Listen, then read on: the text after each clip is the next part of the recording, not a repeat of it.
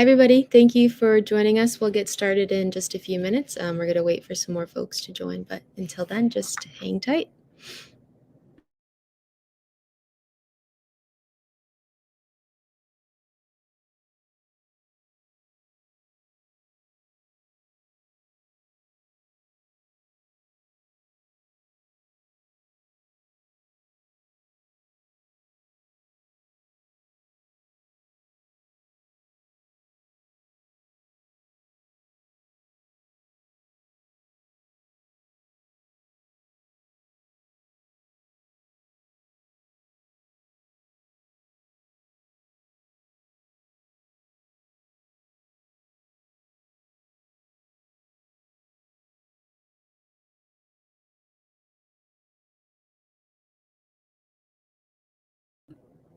All right, I think now's a good time to get started.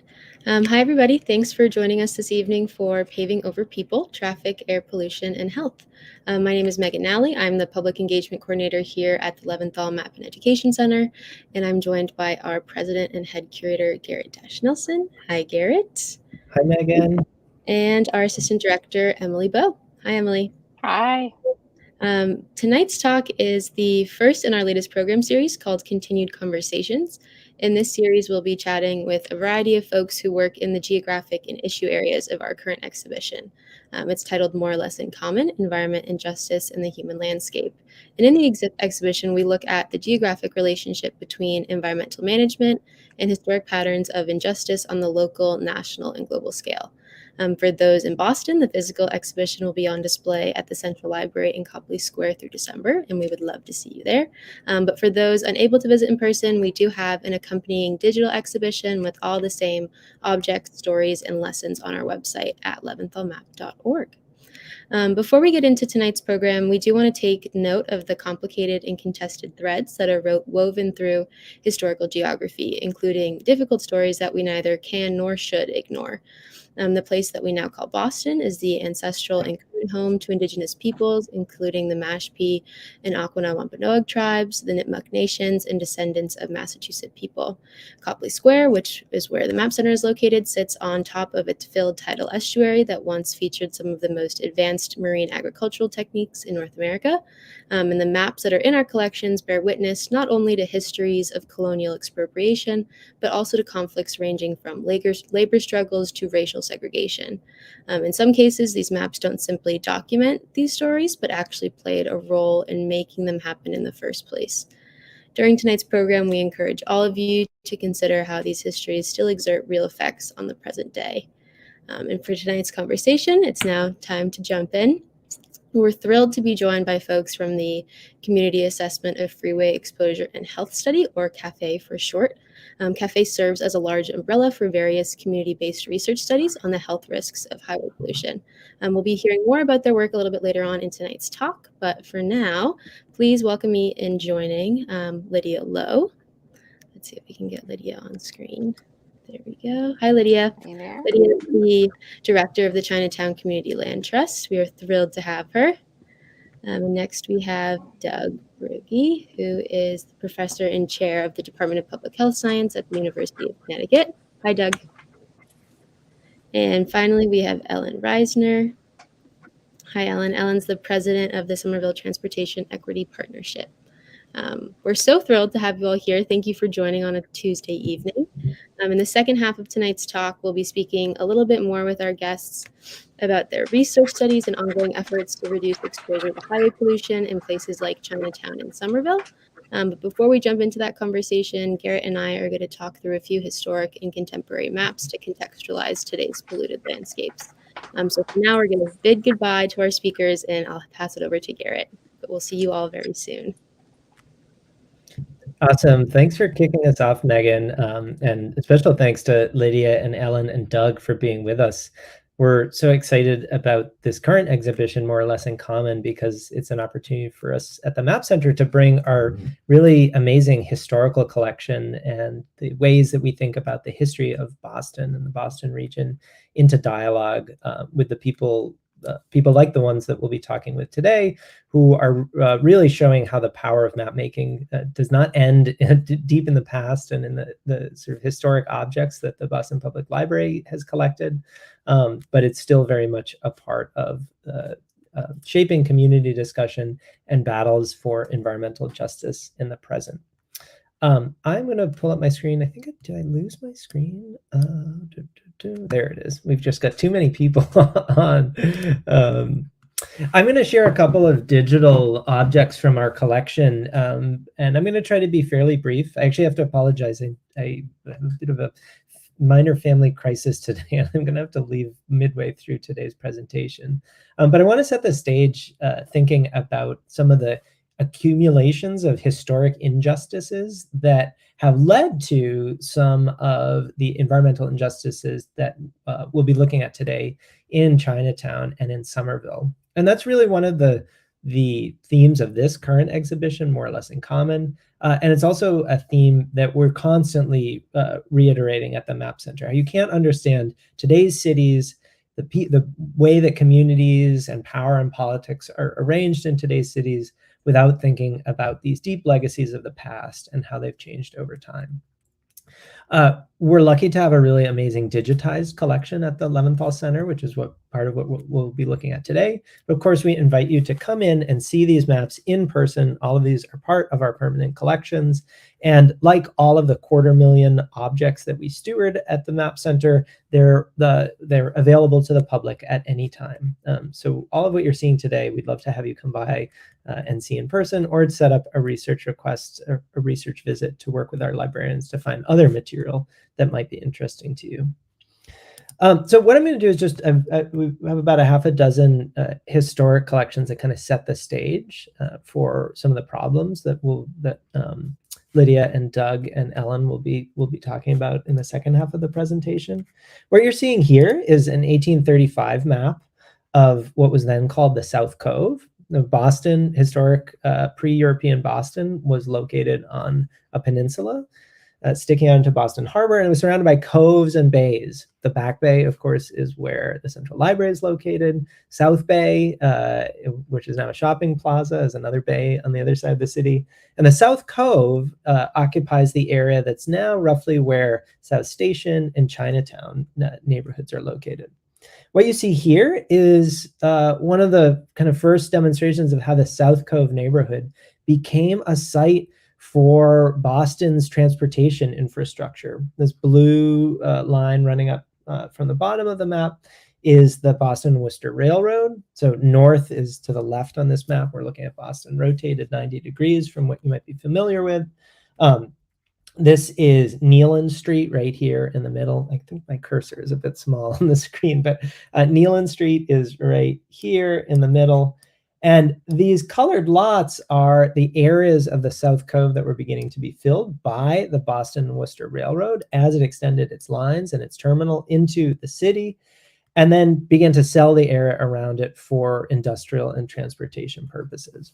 And one of the things that you see in today's presentation is that once selected for these purposes, for heavy infrastructure, for transportation, those kinds of changes have lasting consequences. It's really difficult to move a railroad. It's really difficult to move a train station. It's really difficult to change the kind of industrial activities that are well sited near a railroad terminus. And so the decisions that are being made literally in real time here in 1835, this map was used to sell land and to develop this area around the South Cove by the proprietors of the Boston and Worcester Railroad. That echoes through to why this area is a transportation hub and a nexus of transportation lines, even today in 2022. One of the most amazing tools we have for looking at historic change over time is a portal that we built called Atlascope, where we've got about 100 finely detailed atlases running from roughly the 1860s through the 1930s that show such detailed change in Boston that you can actually see individual buildings being switching hands or being built or coming down. Right now we're looking at essentially South Station. You can see this is South Station here. The modern South Station is below us on this map. And this massive, massive freight and rail infrastructure that came in here. Of course, the many, many lines that had to feed that. And what is that today? Well, of course, it's still a railway line. This is the main Amtrak corridor as you go out of Boston. So many of the south and westbound commuter rail lines run this way, as does Amtrak, and the Mass Pike. So what's here today, which is this crazy, crazy mess of freeway interchanges, as you can see, if we switch over to an aerial view, that's the so-called South Bay Interchange. Back in 1938, it was this massive tangle of railway lines, of classification yards, of freight depots. And again, those things are more than just coincidentally linked to each other, right? We can actually go backwards in time in Atlascope. We're looking at 1938 right now, but we could go back, for instance, to 1882, and you can kind of walk through that process happening over time, right? This is what that neighborhood looked like in 1882. There's a roundhouse, freight depots, passenger depots. So it's evolving and changing over time to kind of accumulate this transportation infrastructure. I want to switch briefly up to the other side of the city towards Somerville. This is 1848, so a little bit later than that first South Cove plan I showed you. It's actually a map of Charlestown, but it's relevant to Somerville because what you see here in this space between Charlestown, sorry, a little bit of zooming here. This is Charlestown City Square. Over on the left of the map is Somerville. The bottom is Cambridge. So this is East Cambridge. And what was in between was tidal estuary, much like the South Cove. There was a mill pond here leading up towards what's now Sullivan Square. And you can see the rail lines that were coming into the city from the north and the northwest. Here's the Boston and Maine Railroad that runs through the center of the map. The Fitchburg Railroad, which was one of the very first to run into Boston. They're coming in, they're running over the tidal flats between Charlestown, Somerville, and Cambridge, and then into the city eventually to what's now North Station. So in both of these cases, you can see how the physical geography of the edges of the 19th century city, the South Cove in one case, and then this area, which is the mouth of the Millers River, now filled, became attractive sites to put kind of land-hungry industrial purposes, right? You need a lot of land to build a railroad, to build rail yards, to build the kind of industrial features that go around them. And that, again, kind of sets a historic process in motion. So now we're looking at Atlascope again. Here we're in basically that same place. There's Sullivan Square. This is zoom out a little bit. Sullivan Square is down here. This is Assembly, 10 Hills. So we're on the east side of Somerville here, right between Somerville and Charlestown. And you can see this massive corridor of rail projects that were located in this filled land, in the filled basin of the Millers River. Now, in the 19th century, which is most of what we see in Atlascope, that infrastructure was primarily rail lines. But as we get into the 20th century and we get the sort of contemporary need to build massive automobile infrastructure, or maybe I shouldn't say need, the desire or the demand by mid-20th century planners to build major auto infrastructure projects, the spaces of the rail corridors seem oftentimes at a first glance to be the convenient places to do that. So, sorry, I've skipped right over this map of Somerville, but this is another view of Somerville at that time, and you can see those same rail lines. Again, we've got Charlestown over on the right here, Cambridge at the bottom. You can see this rail infrastructure running through the city. So when we get to the 20th century and the state and the metropolitan regions start to try to figure out how do we get automobile infrastructure into a city that was largely built in the 17th, 18th, and 19th centuries, these same rail sites become attractive places to do it.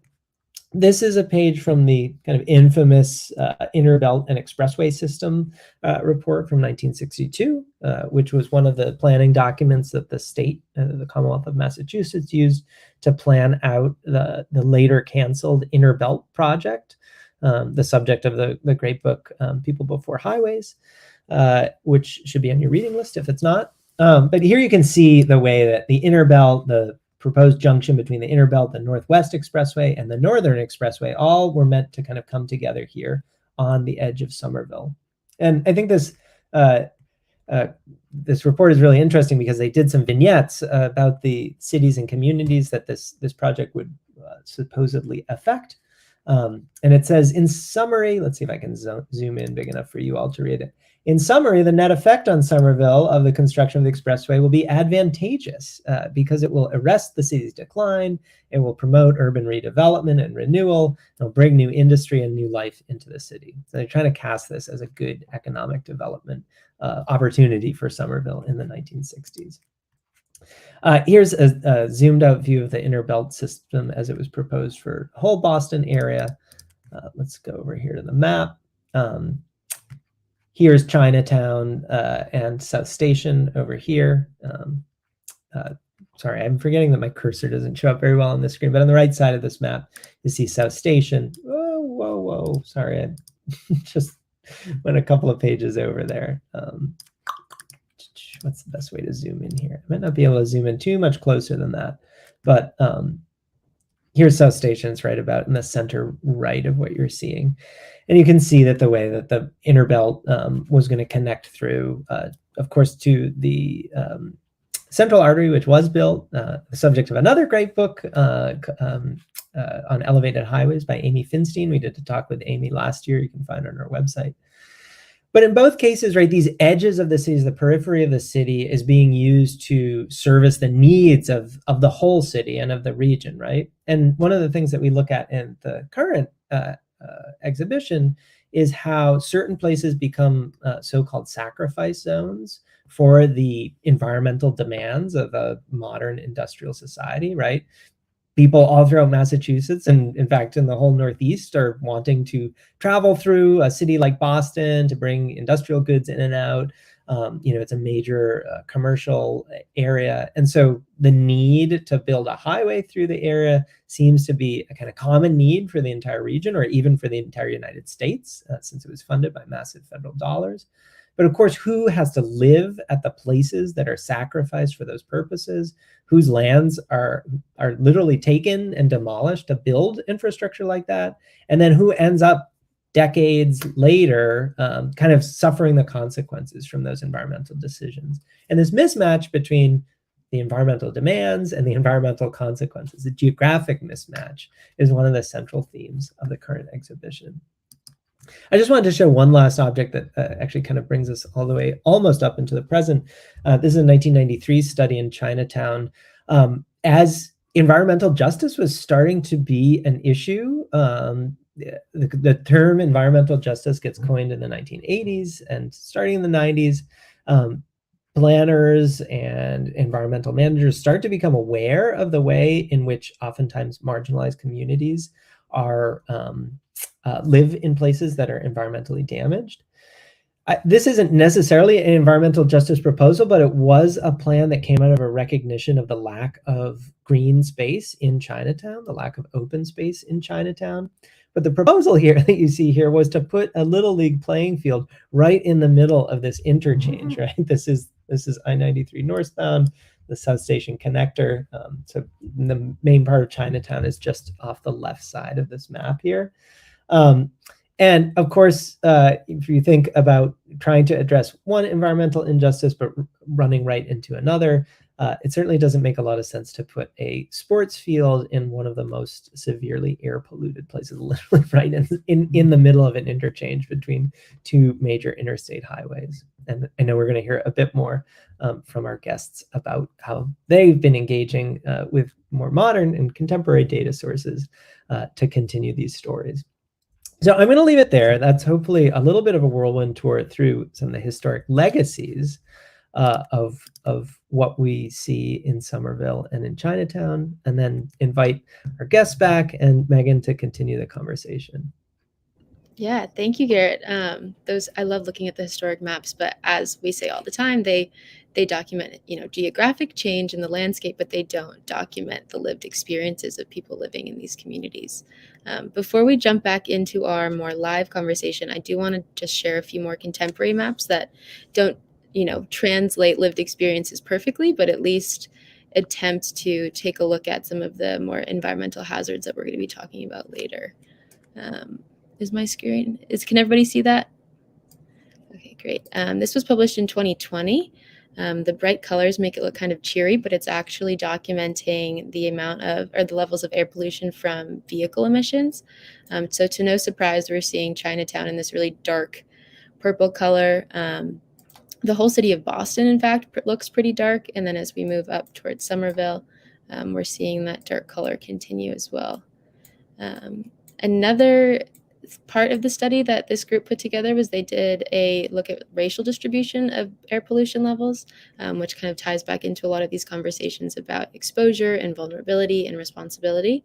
And they reported that around 29% of Boston's white residents live in the most polluted areas, while the percentage then jumps to 45% for Black residents, to 47% for Asian residents, and then for 54% for Latinx residents. And I hope we can kind of talk a little bit more about these issues of responsibility and exposure later on. The next map I just wanted to touch on really briefly is on display in our current exhibition. It's actually a noise pollution map. So instead of looking at the kind of physical pollutants, we're looking at something that you can't see as much and is not as obvious, but you hear all the time. And I grew up next to a single train that ran once every hour, and I even thought that was annoying. So I can't imagine the level of noise living next to a highway constantly all day. This map is kind of fun, and not fun, but you can toggle the different sources. So we have the air from the airport. East Boston is the darkest with the noise. And then if you toggle for car traffic, again, we see Chinatown in this really deep color and Somerville up here as well.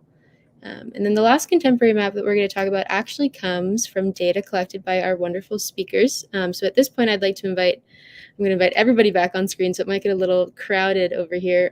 But I'm hoping that Doug, Ellin, and Lydia, somebody can walk us through a little bit what we're looking at and what the process was to gather this data. And if needed, I can hop off the screen to make room for people. But yeah, I'll pass it over to Doug, I think. Thanks, Megan, and thanks, Garrett. Garrett, that was really very cool. And I feel like I see Ellin nodding at least. I think we should have you present that to some of the other community folks associated with our projects. We've tended to go back to the construction of I-93, but we don't go deeper than that. And to realize that there's decades or a century or more before that, or a couple of centuries before that led up to this and laid the basis for what happened is in my opinion, quite profound. So I really appreciated that. Thanks, Megan, for showing this map. This is what you're showing is a still frame, and that's all we can show right now. It is interactive like your noise map, but we built it on a platform that went extinct, and we are in the process of taking months to execute a contract to reconstruct it on a new platform so people can interact with it. But this is a map of something called ultrafine particles, which has been the center of our research. Ultrafine particles are released by motor vehicles, so they're elevated near highways and major roadways. They are not studied as well as a lot of other pollutants, which is part of what put us in the position where we could write some grants and get NIH funding and other funding to do some fairly large studies around this. And the first large grant that we had had a mobile monitoring lab that collected air pollution data in multiple neighborhoods, including Chinatown, and then used that data to create a predictive model. So if you know what the pollution is at certain locations and times of day and with certain weather conditions, then if you turn those equations around, you can predict what the pollution level is based on the traffic level, the time of day, and the weather. Mostly it's the weather, it's the meteorology as much as anything else. And then that was used in academic research papers and an epidemiology study showing that exposure to ultrafine particles was associated with risk factors for cardiovascular disease. But secondarily, Carolyn Wong wrote a grant proposal, which I think all of you would really appreciate. It was to the National Library of Medicine. It was funded by them. And it was to develop this interactive map and use it in an educational program, an intergenerational educational program with youth, conveying the information to working age and elderly folks in the community. And what this is the predictive map. You can, if you just scroll down so we can see the top of the map a little bit more, you'll see at the top you can set the temperature, the wind direction, the wind speed, the severity, and traffic volume. And in the interactive map, when you do that, the coloring changes. Now scroll the other direction, scroll up, and you can see if you set them differently, you get higher or lower levels of air pollution across the community. And the idea was to make the invisible visible, right? Because ultrafine particles are not visible. They don't have an odor. You can't tell if we had a very high level or a very low level in the rooms we're in, you wouldn't notice the difference. And that's true in the community as well. And so this is a way to make something that is invisible but toxic more real to people who may not previously have understood that it existed there. And the ultrafine research, I'll just end on this. The ultrafine research is very new, but wow, again, Garrett, thinking back, that goes, the generation of those ultrafines goes way back in time and even predates when there were high concentrations. Just the railroad structure laid the basis for what later becomes this bloom of toxic ultrafine particles in the community. So I think, Megan, if is that enough for you on this? We didn't practice or rehearse, so I'm yeah, no, that was great. You obviously know much more about it than we do, so that's kind of the whole point of this. Well, it's sort of taken over my life for the last 15 years, so yeah. I hope I know something about it. I just wanted to riff on something you said, Doug, about making the invisible visible. One of the pieces of our exhibition is a case called Data as Testimony, and we're looking at exactly that, right? When you take something that's hard to see or hard to imagine or hard to prove, and you make a map of it, how powerful that can be in documenting environmental injustices. And what the map you just showed us is such a terrific example of that in action. Yeah, I agree. Yeah, I think now would be a great time to maybe talk a little bit about how the three of you got involved working together, how CAFEH came to be CAFEH, and I don't know which order it makes sense to go in, but I think Ellin is a good starting point for that. Yeah, Ellin, kick it off. Just to hear a little bit more about what you have been up to, what kind of projects you're working on now, whatever you want to share. Oh, let me just unmute you quickly. The origins of CAFEH came about because a colleague of mine in Somerville, Lydia, and I worked very hard to bring the Green Line extension to Somerville. And the reason the Green Line is coming to Somerville is because of the Clean Air Act, because the expressway, building the expressway, and the tunnels were created a violation of the Clean Air Act in Somerville, and the commitment was to build the Green Line extension.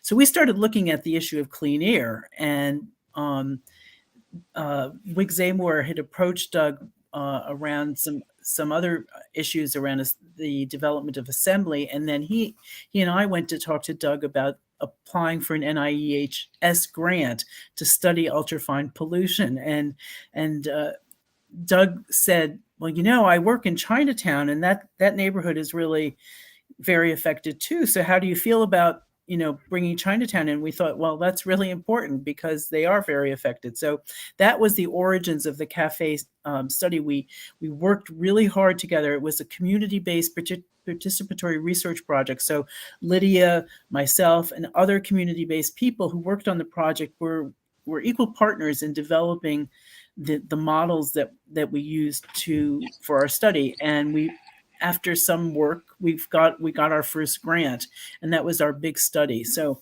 that is the origins of the project. And since we started it in about 2006, I believe, we've had a number of different grant proposals that have gone into other details. Some are NIEHS grants, HUD has funded some, and we've had foundation funding as well.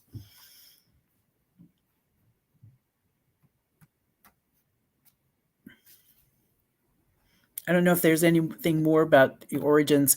I do have one thing I want to say that's more generalized. I love that you use the Metropolitan Area Planning Council's map of pollution. They also have a map of the 40B affordable housing, and if you overlay it on that map, it's the same map. So most of the affordable housing that's built in the region, not just in Somerville and Chinatown, is in highly polluted areas. Yeah, and I meant to mention that also, Ellen. MAPC has been a partner on 2 of our projects, including one that's wrapping up this year, and they have been a really stellar and valuable addition to our work. I would also shout out MAPC has done really strong work in making data available to the public, geographic data. And we're excited to be showing some of their maps in the exhibition. Great. So yeah, thank you, Ellen. I was just going to invite you to speak, Lydia, so take it. Yeah, I was just going to say, those of us in Chinatown got involved in the CAFEH air pollution study at Doug and Ellen's invitation. And that was just kind of coincidence because Doug had been involved as an activist in a lot of organizing around community control of development in Chinatown. We had known each other when we were in college and remained friends and connected. And then as it turned out, as we were organizing around community control of development, the impact of traffic issues around pedestrian safety, pollution, increasingly became part of our arguments about, the threat of all of the luxury development that was coming to Chinatown, as well as institutional expansion. So that was sort of how we got involved in CAFEH. And initially, we were not very research oriented. So it was a little bit of a new thing to us. But I think over the years, we really came to appreciate how important it is to do research and to be able to document what's really happening. And I was just so struck when you were showing those maps. How deep this history goes. When you showed the maps from the 1800s, the 1930s, it's the same map. It's the same skeleton. I mean, we do, it's not exactly the same because of course we did have hundreds of homes that were raised during urban renewal to make room for the central artery and the Mass Turnpike. But there was already so much of that transportation infrastructure there, as you say. And you were talking about the proposal for the Little League field in the center, of those ramps. Well, you laughed, but that is where, not in the center of those ramps, but right next to it is where Chinatown and the Leather District now, it's the main outdoor recreational space that the community has, and it's called Regiwang Memorial Park in memory of Regiwang, who really fought for that space. And it was the community that fought for that space from the state because there just wasn't any place where people could play ball. So today, it has these basketball courts, which, with little holes so that it can be little poles can be put in to convert it into volleyball courts. And we call it the home of Chinese 9-man volleyball because that's where the Chinese volleyball teams always have played. There used to be tournaments there, and part of our organizing in the community, as MassDOT has wanted to develop that whole area, has been an effort to protect Regiwang Park. Of course, it is probably the unhealthiest place in the city to have a park. And we've done some air quality monitoring around there to show that there is a high, amount of traffic-based pollution coming out there. But, we've also come up with ideas about ways to at least redirect some of that air pollution, upwards. And ultimately, the whole community is near the highway. The whole community is suffering from that air pollution, but still needs to have some recreational space. So that's actually still a very current issue for us today, as we've gotten agreement from Mass DOT in the last couple of years to lease the park land to the community, which we wanted because we felt that that was a way to ensure that the park would remain and that we would be at the table as development happens. We have been negotiating that lease for the last few years and met with DOT as recently as a month ago and heard that yes, we're going to move forward with executing the lease. We hope that's really going to happen this time. We've just had so much discussion recently about the impacts of living with the highway, and the impacts, there are so many of them. I mean, we talk about the air pollution a lot because that's been a lot of our focus, and the importance of using air filters to improve the indoor quality of the air. Of course, because of COVID, now suddenly people are aware of indoor air quality and air filtration systems. So it's actually a moment when we can really work to get those standards for indoor air quality put into place. And Ellin has been active in a coalition that's been working on an air quality bill at the State House, for that very purpose. But it happens on a small scale as well. Doug introduced me recently to a nurse who's been creating these very inexpensive box fan filters using that are just constructed by hand with a box fan. So it's very inexpensive, much more so than buying one of those expensive HEPA filters. And that's a project that we're thinking of bringing to Chinatown as well. But there are so many impacts. It's also like looking at the historic buildings in Chinatown. A lot of them are suffering infrastructure and sinking problems because of that legacy of messing with the groundwater conditions because of the highway construction. It's just it's just kind of mind-boggling. You saying that, I wanted to say one of the things that we really wanted to show in the exhibition is both the tremendous weight of some of these legacies, right? They're really challenging. They go back centuries, and certainly when we think about both localized and global challenges, it can feel pretty overwhelming. And one thing we really wanted to do in the exhibition is not leave people feeling overwhelmed, but to show how groups like CAFEH are doing such incredible work of rewriting the narrative and making positive change in the way that researchers and map makers and community activists and people with deep knowledge about local landscapes and environmentalists are working together. And artists, actually, we've got some excerpts from the really amazing Washing Chinatown project up in the gallery right now, which is just a really amazing kind of visual narrative about how people in Chinatown are grappling with these legacies. But CAFEH is just such a perfect example of the way that, despite this enormously accumulated legacies of injustices, there are still really powerful ways of working back against.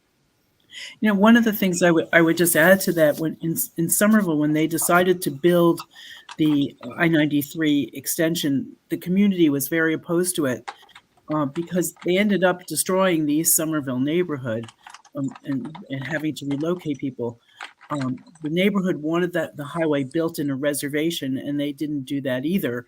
And then, so we have this elevated structure. They didn't put sound barriers up to protect people. And it destroyed the commercial district in East Somerville for years and years until the immigrants moved into the neighborhood and started opening up businesses. but a lot of people live over, near the highway, and like you were talking about the noise, we've done noise studies over there, and it's just beyond belief. And we've been working to try to get Mass Doc to put sound barriers up along the roadway to both for air pollution and noise pollution. Yeah, maybe I can just say a word about, both of you are mentioning the translation from doing research about the problem to doing something about the problem, to addressing the problem. And I think that was very conscious, and I credit the fact that we were working in community partnership with pushing us to do that faster and more aggressively than university or academic researchers usually do. Usually the problem could be, any problem could be studied forever, and researchers and academics would love to do that, and we can publish forever, whatever. But when you have the community in your meetings and as a part of your project, and you're talking to people in the community, you're not just gathering and analyzing data and publishing academic articles, then you hear pretty quickly that the affected individuals want you to do something about the problem. They're not happy being studied for 20 years. That's just not going to happen. So we moved, I think, really by the end of our first grant, for 5 or 6 years, we started applying for grants that had really two directions. One was community process to set local policy and practice and change developer plans, and maybe the master plan in Chinatown or the noise barriers in Somerville. And then the other was also what Lydia was talking about, air filtration, either improving the filtration in larger buildings that have an HVAC system, or putting standalone air purifiers in people's homes to reduce the exposures. And we've pursued both of those paths. I think we've had some success. I think there's a long ways to go. We're currently in Somerville doing a full-scale clinical trial of air purifiers in homes next to the highway. COVID has made that really hard. We're probably a year behind on that work, but we've sort of trudged onward despite the challenges, and we're up close to 60 participants, and we're trying to get to 200. It'll be another couple of years, I think. But so I think that's a really important. It's an important part of community-based participatory research, and it's important in terms of finding. You're not going to move the highways. We're not going to move the railroads. We also don't want to. I don't, at least, and I think all of us don't want to oppose affordable housing or schools that might be built in places that are polluted, because that just blocks something that has other positive elements. So if they can be built in ways that are more protective of the occupants, then maybe you could sort of have it both ways. You're in a polluted area, but inside the building, the filtration and recirculation of air is protective. So that that's sort of the direction we've gone in, I guess. I'd love to jump in and kind of pick up, Doug, where you were going there. I mean, you all have been working on this work for years, if not decades, and I'd be interested to hear if there are any sort of thoughts and takeaways that you've had about sort of structuring this kind of community-led participatory research. What are the sort of important things you learned along the way about what to do or what not to do as you're setting up feedback sessions, or anything from kind of like providing childcare to sort of structuring data collection a particular way? I'm interested in kind of what each of you might have to say about like what works and what didn't. Ellin, that sounds like an Ellin question to me. You're the social scientist here. In Somerville, one of the things that's been very powerful in Somerville since we started this study was an effort on our part to educate Somerville residents about the air pollution problem. I think people who live near it are troubled by it, but they didn't really understand it. But now I have to say that in the city of Somerville, which has about a little over 80,000 people living 4.5 square miles, people are very aware of the air pollution issue and are concerned about it, and they want to see ways that we can make improvements. And I think talking about filtration and new housing, looking at what we can do to help people living in older housing, like two families and triple deckers, we're really, I think what's happened has been a real awareness of this. And even, our local elected officials and our staff at City Hall are now on board, really trying to work on ways to protect people.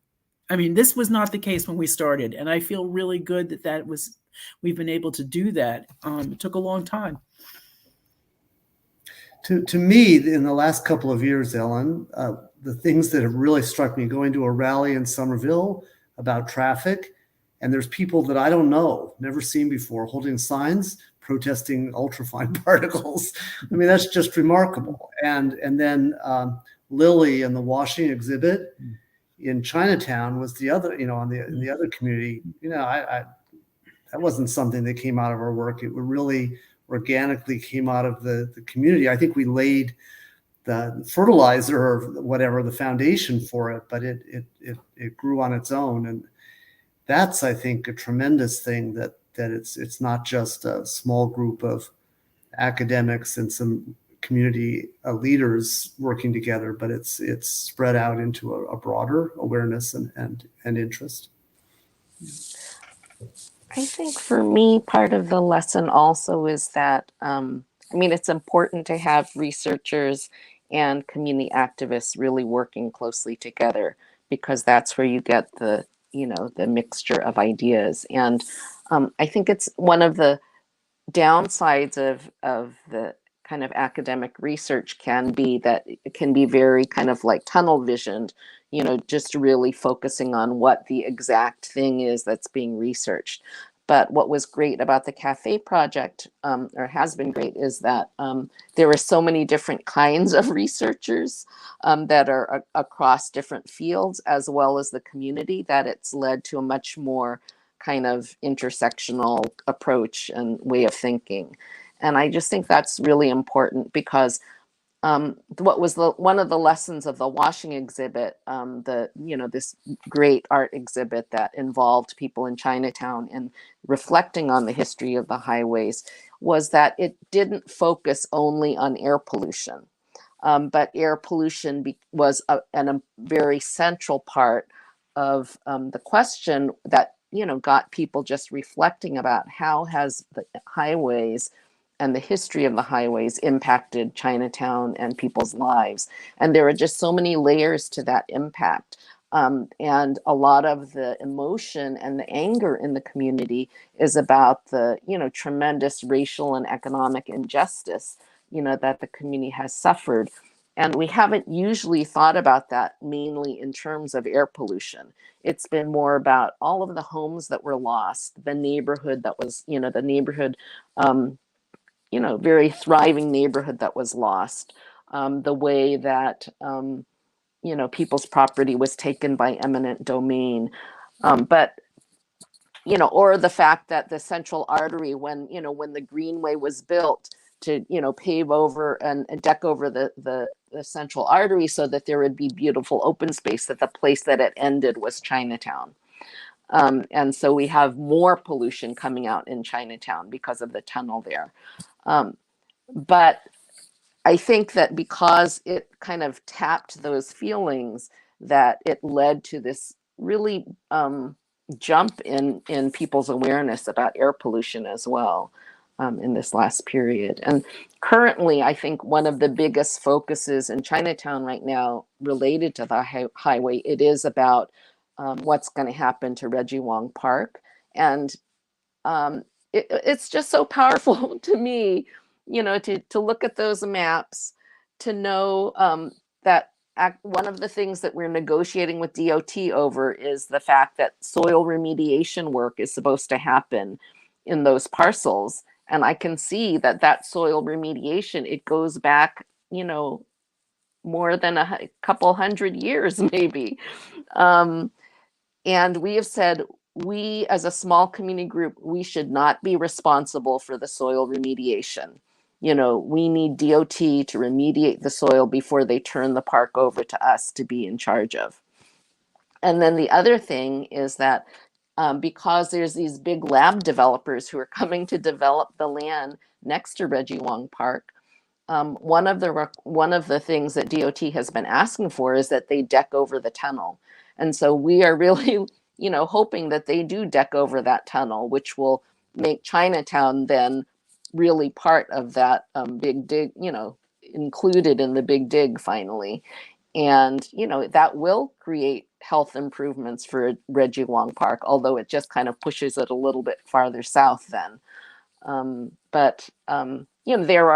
that becomes what DOT is saying to us, which we also believe is true, is that actually, this big development, which, we have some mixed feelings about, but it can hold a lot of promise for actually creating a much better park for the community.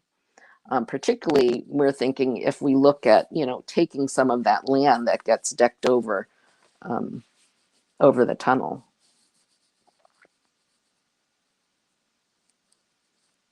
Yeah, thank you all for sharing all your thoughts. I just want to be mindful we have about 10 minutes left, and I meant to say this earlier, but if anybody who's watching has any questions or wants to bring anything up, feel free to drop them either in the YouTube or Facebook chat, and they'll pop up for us to respond to.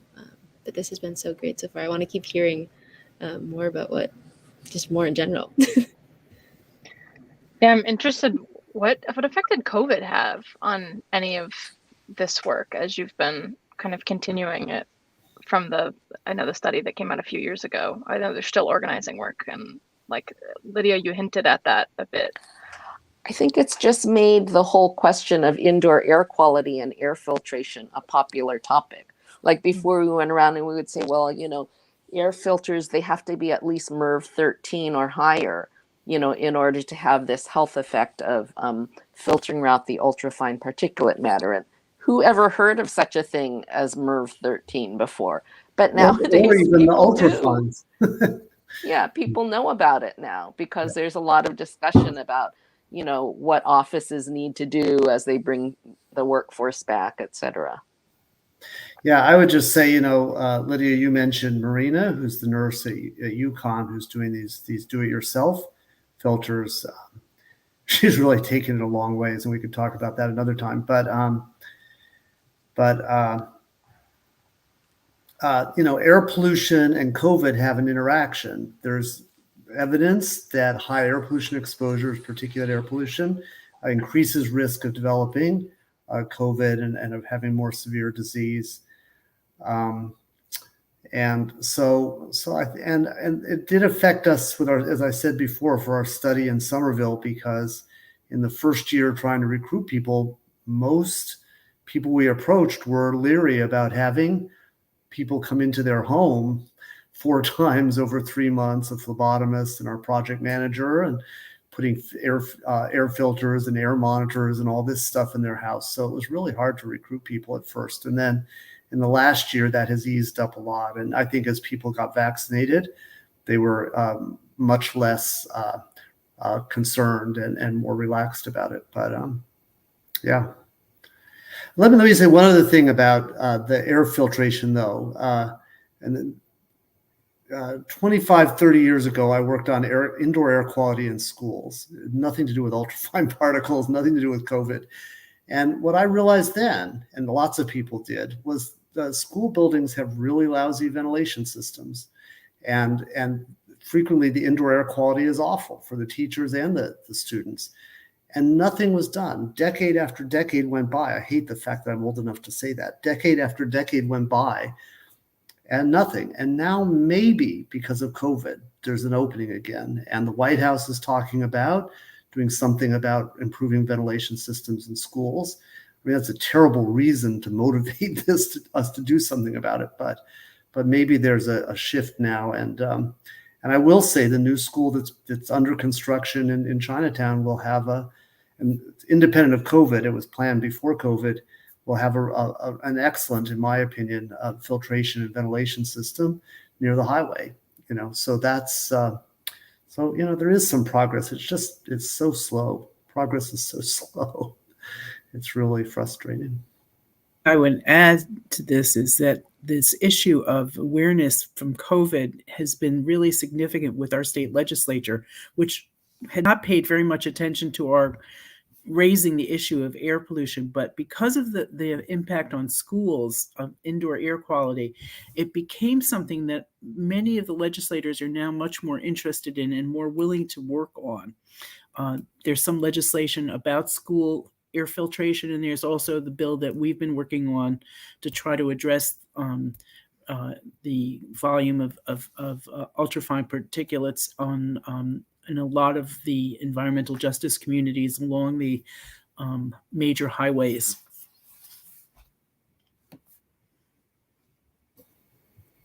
Yeah.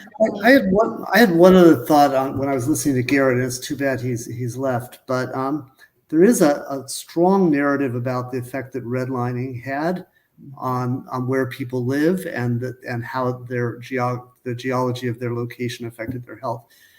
And I feel it's beginning to emerge, but what he was talking about is another narrative which is equally important in my opinion, which is how transportation infrastructure has affected who's at risk from that transportation infrastructure, whether it's railroads, but mostly it's highways, and where the highways went through and who was living next to them or who moved next to them because the property values were lower, or Ellin, as you were saying, because that's where there was affordable land to build lower income housing.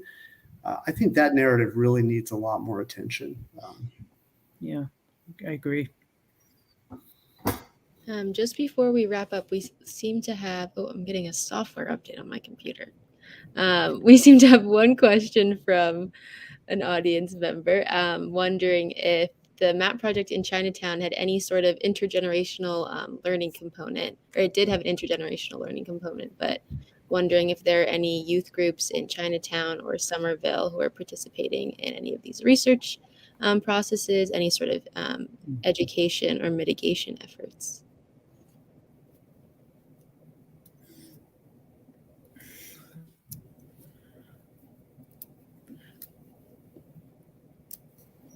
Maybe one of you should go with that.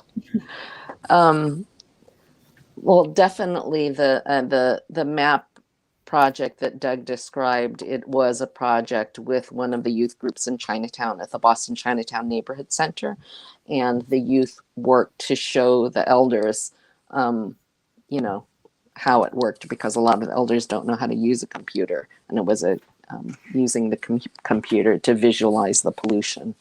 But in general, besides the BCNC youth group and that particular project, it has been the youth who have been the most interested, I think, in the air pollution and, a lot of these environmental justice issues.